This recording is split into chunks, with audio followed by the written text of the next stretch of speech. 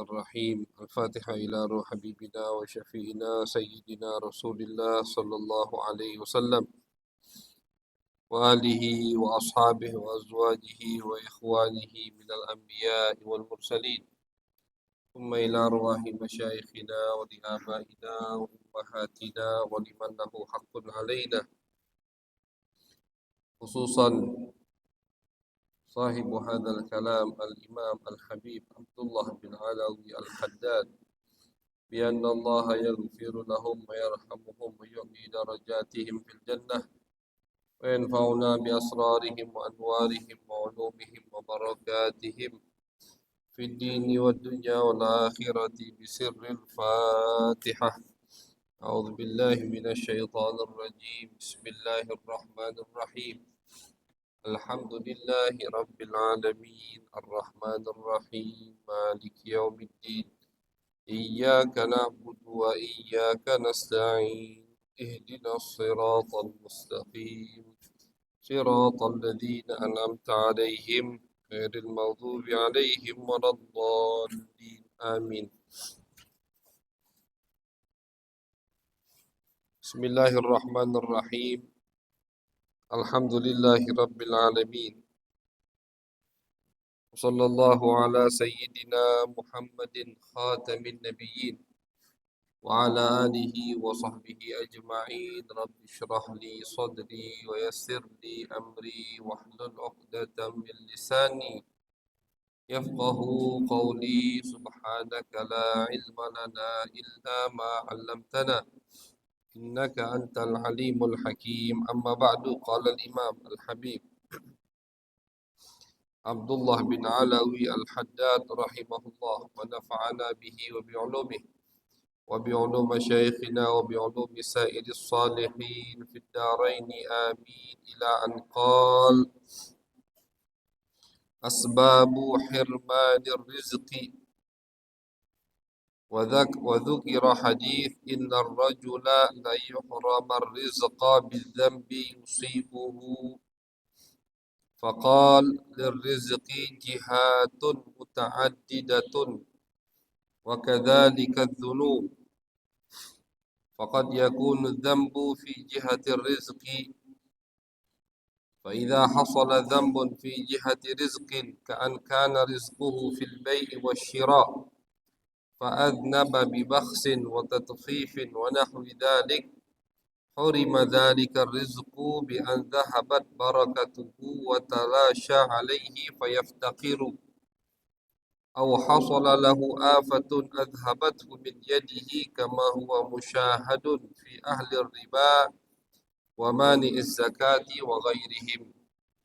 Alhamdulillah, puji syukur kehadirat Allah Subhanahu wa Ta'ala. Salawat dan salam kita haturkan kepada baginda besar Nabi Agung, Nabi besar Muhammad sallallahu alaihi wasallam.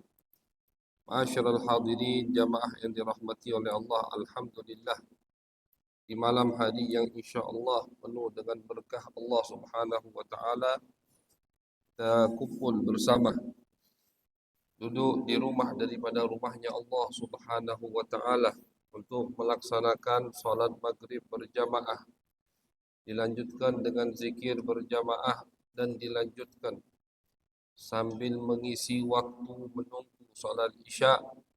Kita lanjutkan dengan mendengarkan daripada nasihat seorang arif billah, orang yang dekat dengan Allah Subhanahu wa Ta'ala, yaitu Al-Habib Abdullah bin Alawi Al-Haddad rahimahullah. Beliau Al-Habib Abdullah bin Alawi Al-Haddad rahimahullah mengatakan nasihat beliau untuk kita malam hari ini, yaitu adalah terkait dengan rizki. Dengan rizki.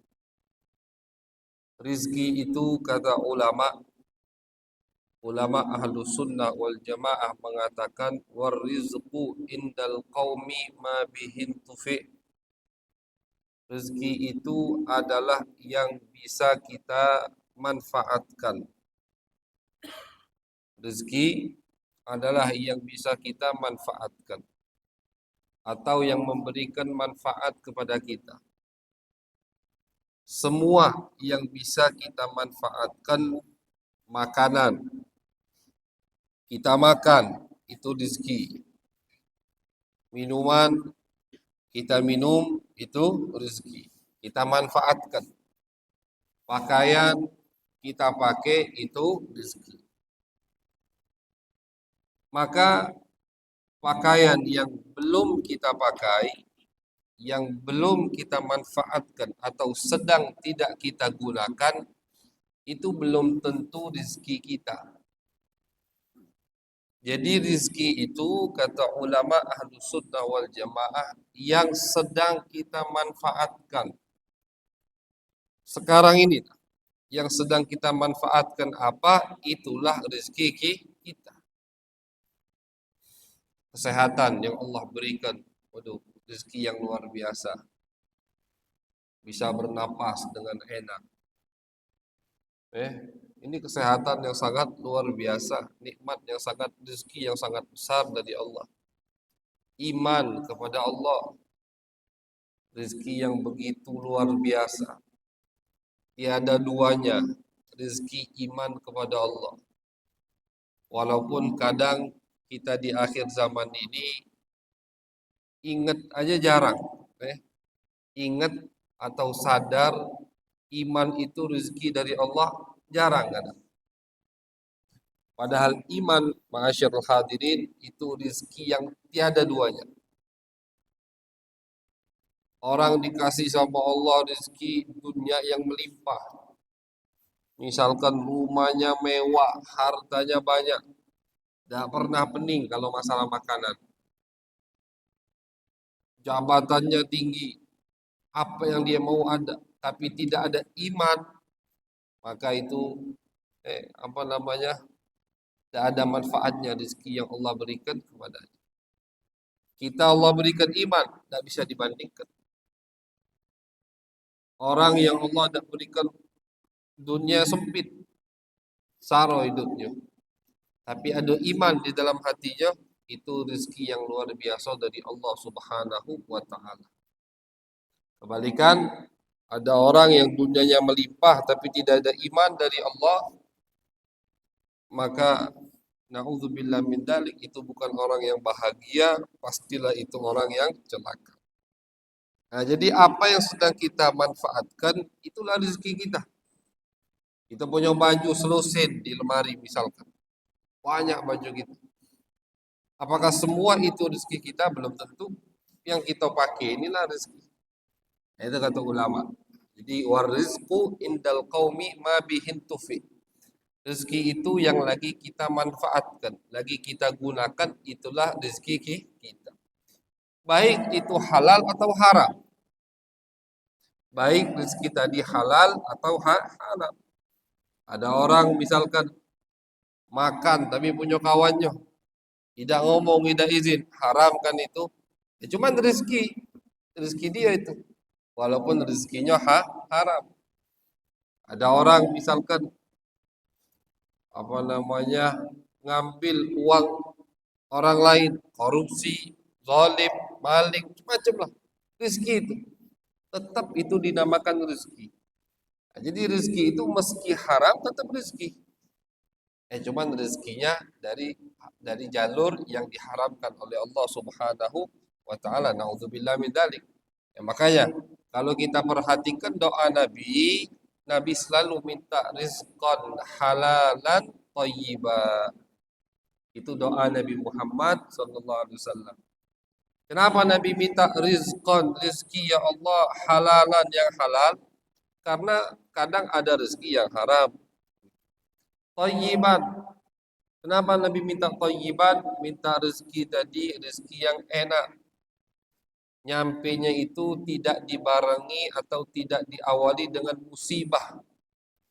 Nyampenya itu tidak diawali dengan sakit misalkan, tidak diawali dengan musibah-musibah pokoknya. Kayak thayyiban kata Nabi, minta rezeki yang halal dan nyampe ke kaminya ya Allah itu enak. Ada ulama satu orang alim lupa dia doa pakai doa Nabi.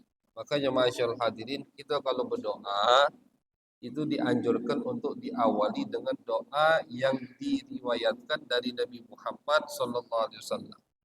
Karena doa dari Nabi itu pasti yang paling sempurna. Kalau kita mau doa atau kita belum tahu, cari. Misalkan di kitab Al-Adhkar karya Imam Nawawi, di situ ada. Atau sekarang gampang cari di Google ketemu langsung doa Nabi Muhammad SAW. Sahabat banyak minta ajari Nabi. Ya Rasulullah, tolong ajari kami bagaimana cara berdoa. Bukan sahabat tidak bisa doa langsung kepada Allah, bisa. Cuman sahabat tahu kalau Nabi yang berdoa pasti doanya simple, padat, doanya pasti lebih cepat dikabulkan oleh Allah Subhanahu wa taala. Makanya berdoa dengan doa Nabi Muhammad SAW. Itu tertib urutan doa begitu. Pakai doa dari Nabi atau yang ada di dalam Al-Quran. Setelah itu baru hajat kita, misalkan kita pengen sampaikan kepada Allah, sampaikan. Setelah diawali dengan doa milik Nabi Muhammad atau milik orang-orang soleh dari umat Nabi Muhammad Sallallahu Alaihi Wasallam.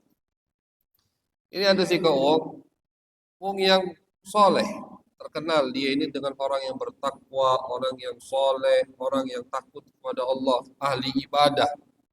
Akhirnya beliau ini minta sama Allah, ya Allah, aku minta setiap hari 2 potong roti dan segelas susu.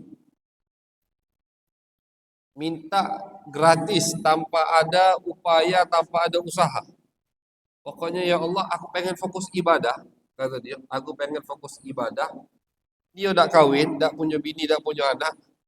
Jadi bebas begitu. Cuman yang namanya manusia butuh makan. Makanya kata dia, ya Allah, cukup 2 potong roti sama segelas susu. Tanpa kerja tapi. Nah dia lupa nyebutkan thayyiban, lupa nyebutkan fi khairin wa lutfin wa afiyah. Akhirnya betul diijabah sama Allah. Tapi diijabahnya melalui perantara atau cara yang menyakitkan, tidak lemah. Apa dia?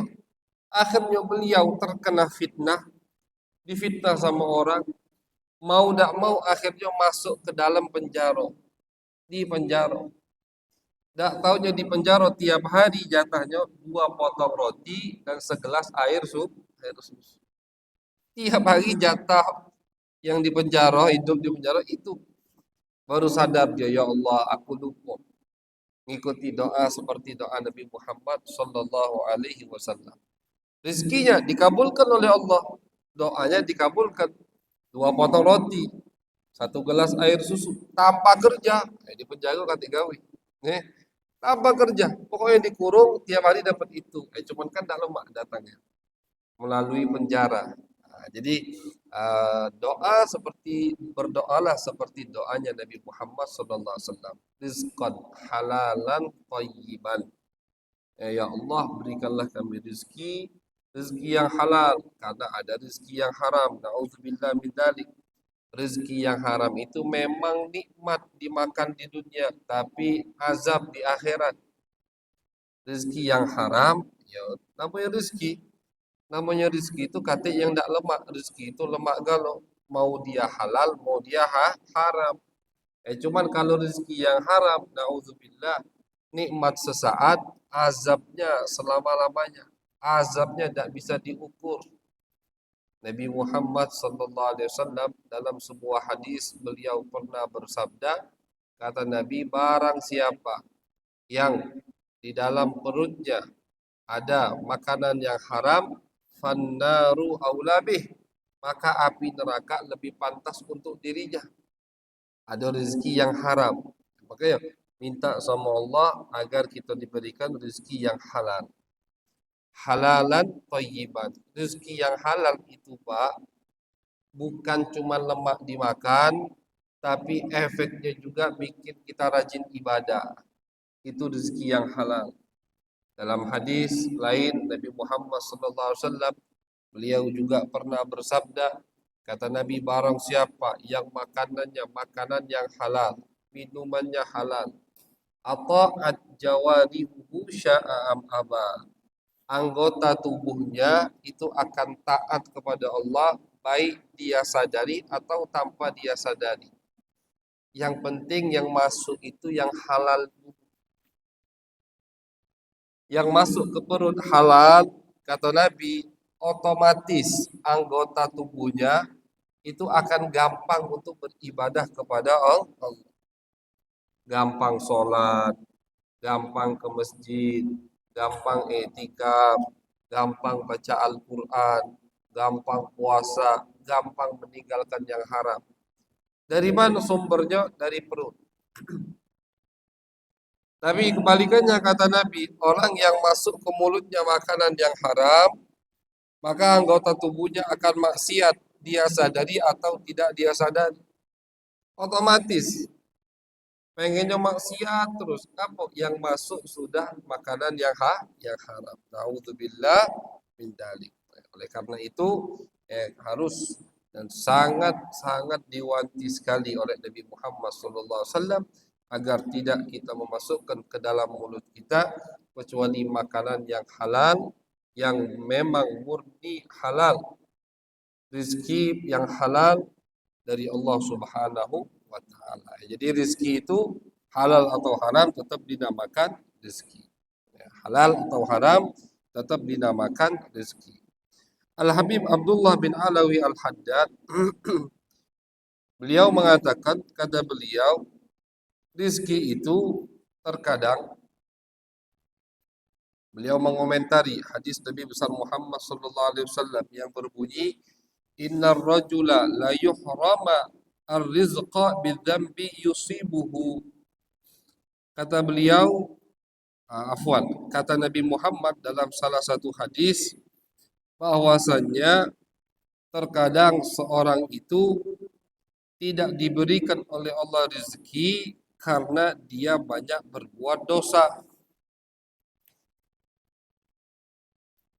Jadi perbuatan dosa, maksiat, itu efeknya kadang sampai ke rezeki. Hujan tidak turun, kemarau panjang, hasil panen jelek misalkan. Itu yang harus kita muhasabah pertama diri kita dulu. Oke, kenapa dianjurkan kalau misalkan paceklik lama tidak turun hujan, dianjurkan disunnahkan salat istisqa. Salat istisqa, salat untuk minta hujan. Apa isi salat istisqa? Kurang lebih isi salat istisqa adalah minta ampun kepada Allah Subhanahu wa taala. Khutbahnya itu imam ketika khutbah, jadi salat istisqa itu ada khutbahnya juga. Khutbahnya itu bukan takbir tapi istighfar, astagfirullah, astagfirullah begitu. Khutbahnya itu. Kita kan kalau khutbah salat lebaran takbir, sebelum khutbah Allahu Akbar 9 kali khutbah pertama, 7 kali khutbah kedua, kan begitu. Kalau khutbah lebaran, salat Idul Fitri, salat Idul Adha. Kalau salat istisqa itu takbirnya diganti istighfar. Astagfirullah. Khatibnya itu astagfirullah, astagfirullah. Minta ampun sama Allah. Tidak turun hujan. Penyebabnya maksiat yang dilakukan oleh umat manusia. Dan itu sudah difirmankan dari Nabi besar Muhammad sallallahu alaihi wasallam. Kata Nabi, terkadang rezeki itu tidak Allah turunkan karena dosa yang kita perbuat. Walaupun ulama dalam memahami dan mentakwilkan hadis ini banyak takwilan.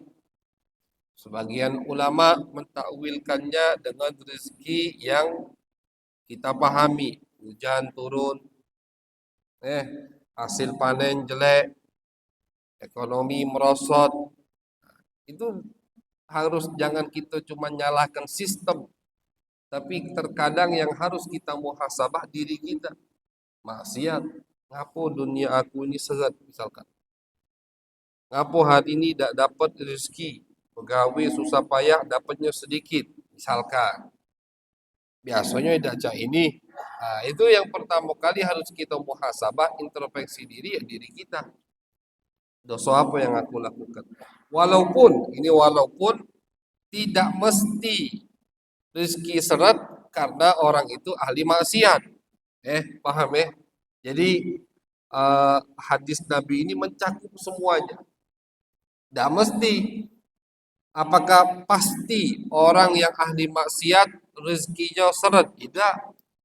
Buktinya banyak orang kafir yang kaya, yang sholat yang sago-sago malahan.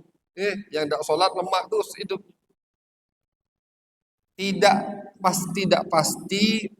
Tidak harus orang yang ahli maksiat sama dengan rezekinya seret. Tidak.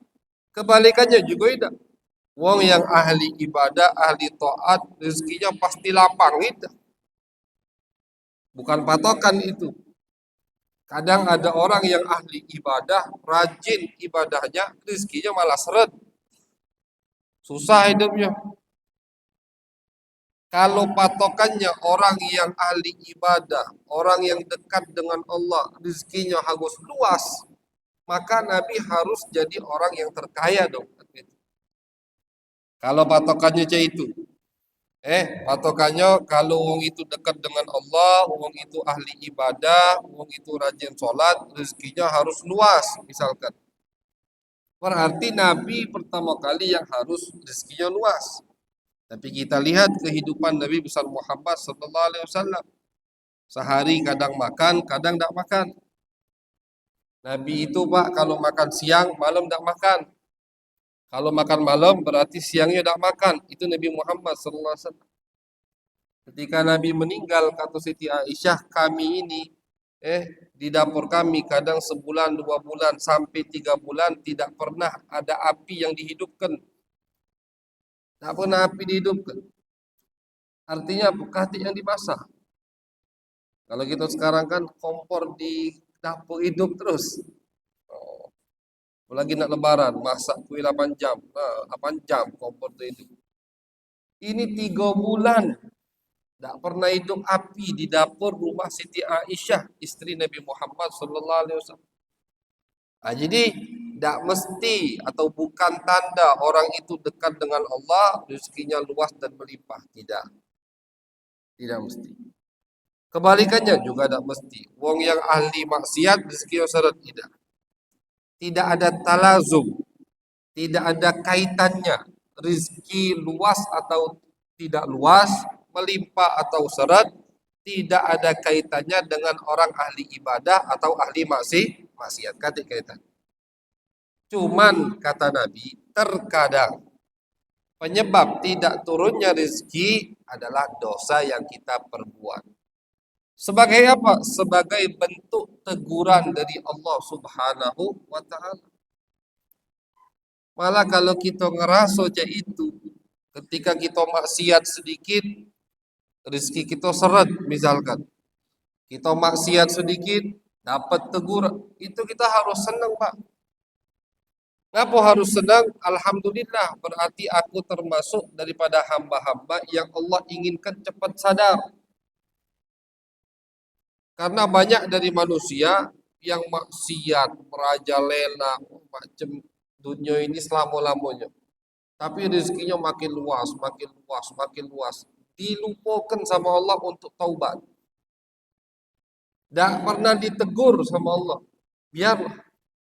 Itu namanya kalau dalam bahasa Arab istidraj. Diulur sama Allah. Diulur.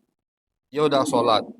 Dia udah puasa, apalagi zakat, apalagi ke masjid misalkan. Tapi rumahnya besar, nama besar rumahnya, mobilnya bertambah terus. Jangan senang itu. Jangan senang. Itu berarti sengaja dia diulur sama Allah. Dan Allah dalam Al-Quran mengatakan hal tersebut. Sanastadrijuhum min haitsu la ya'lamun.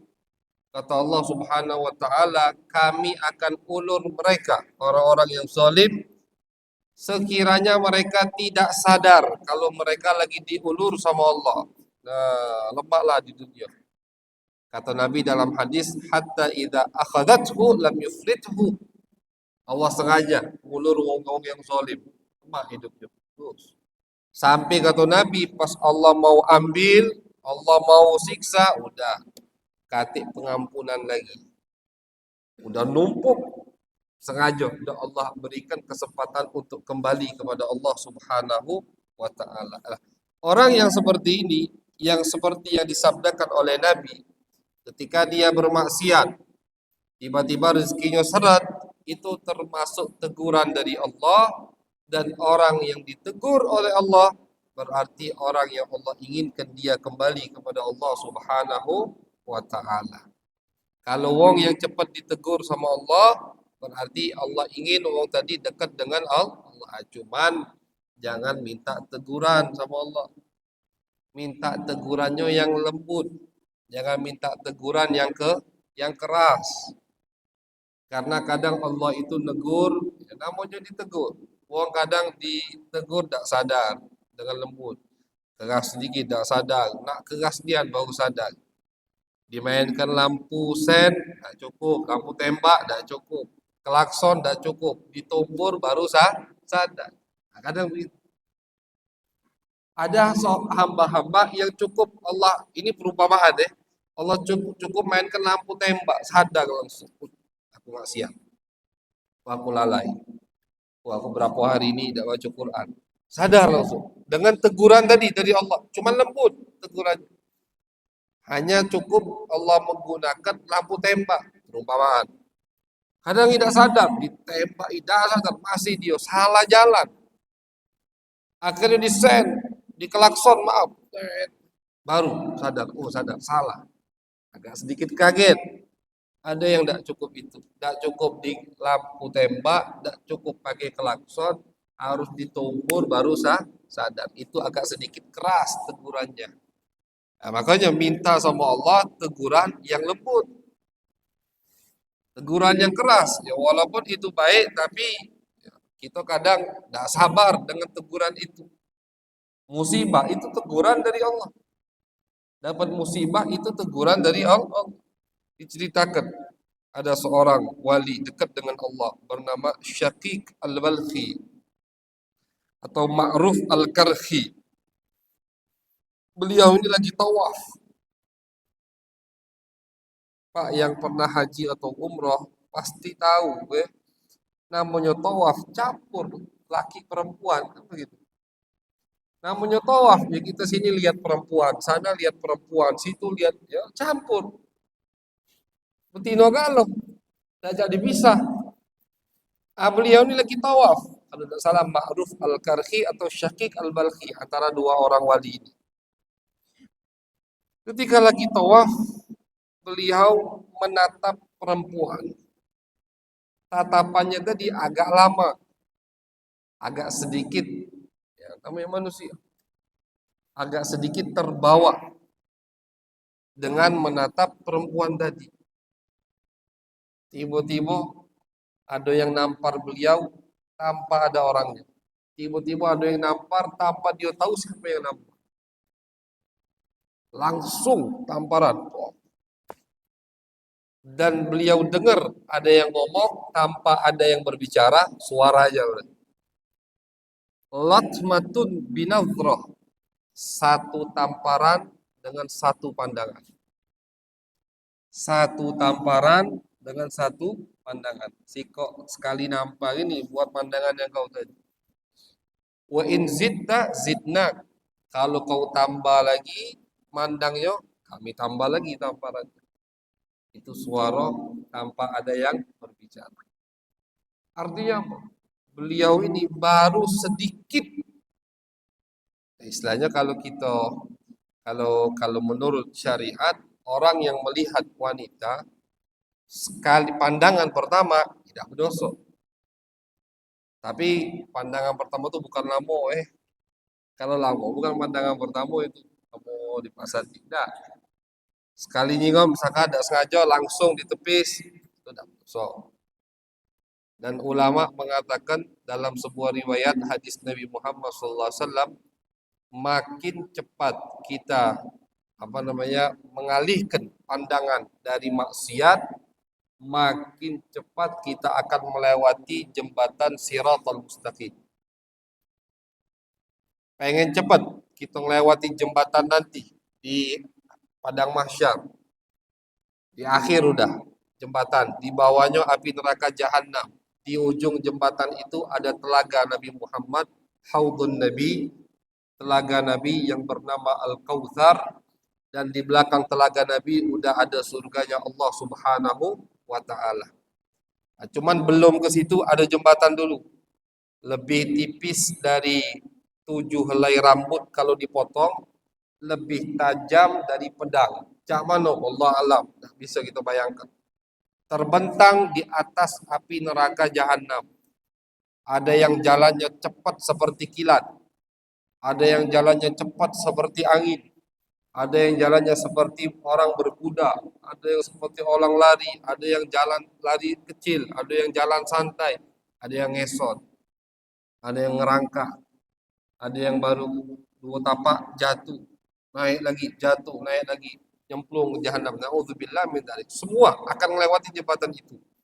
Allah sebutkan di dalam Al-Qur'an, wa im minkum illa wariduha, di surat Maryam. Allah katakan semua, kata Allah, kalian akan melewati jembatan itu.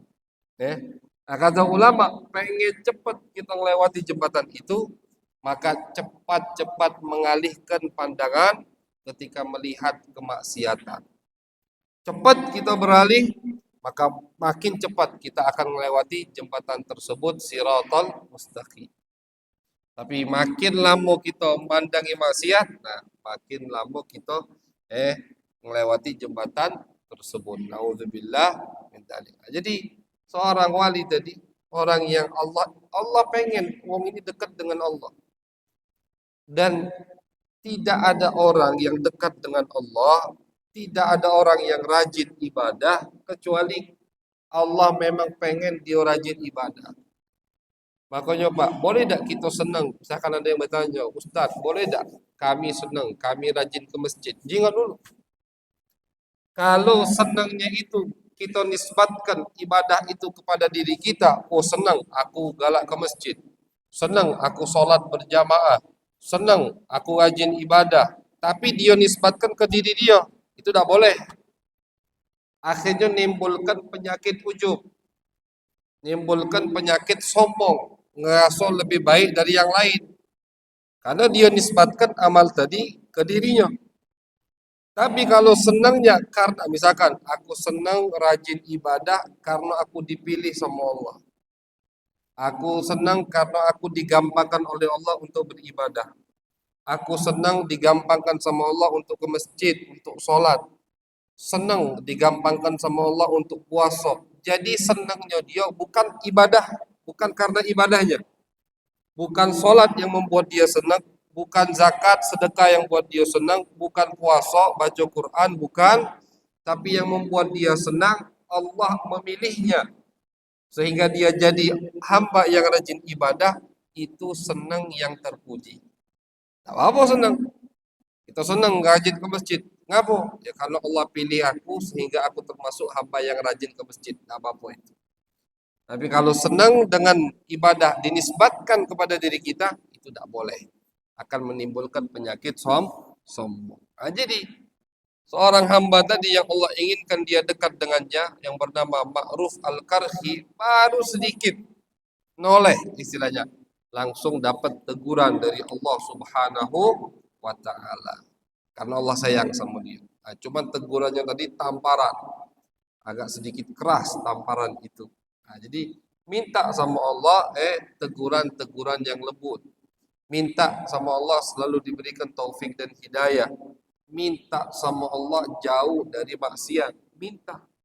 Jadi untuk kita biar jauh dari maksiat, jangan cuma mengandalkan kekuatan kita. Karena kita tidak punya kekuatan untuk menjauhi maksiat Allah. Kita tidak punya kekuatan untuk taat kepada Allah. La haula wala quwata illa billah. Itu kalimat atau zikir yang kita dapat hadiah atau pesan dari Nabi Ibrahim melalui Nabi besar Muhammad sallallahu alaihi wasallam ketika Nabi Isra Mi'raj. Pas Nabi Isra Mi'raj ketemu dengan Nabi Ibrahim, kata Nabi Ibrahim, wahai Muhammad, sampaikan salam kepada umatmu dan suruh mereka banyak-banyak berzikir la haula wala quwata illa billah. Apa artinya? Tidak ada kekuatan untuk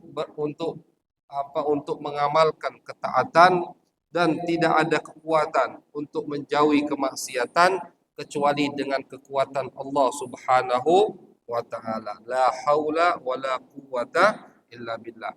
Jadi kita beramal baik, kita beribadah, kita rajin solat, itu kekuatan dari Allah.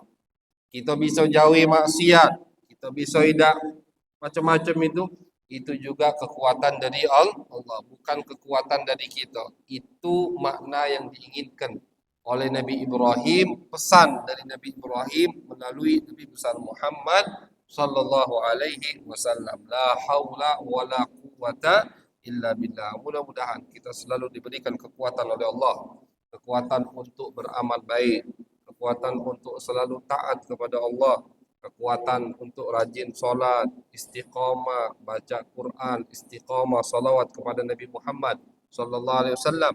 Dan mudah-mudahan kita juga diberikan oleh Allah kekuatan untuk selalu kuat jauhi maksiat Allah Subhanahu wa taala, kuat untuk tidak tergoda dengan pelanggaran-pelanggaran terhadap Allah Subhanahu wa taala fi khairin wa lutfin wa afiyatin, amin ya rabbal alamin. اللهم أغننا بالعلم وزينا بالحلم وأكرمنا بالتقوى وجملنا بالعافية. اللهم اجعل جمعنا هذا جمعا مرحوما وتفرقنا من بعده تفرقا معصوما، ولا تجعل فينا ولا معنا ولا إلينا شقيا ولا محروما. ربنا تقبل منا إنك أنت السميع العليم، تب علينا إنك أنت التواب الرحيم. صلى الله على سيدنا محمد وعلى آله وصحبه وبارك وسلم، والحمد لله رب العالمين. السلام عليكم ورحمة الله.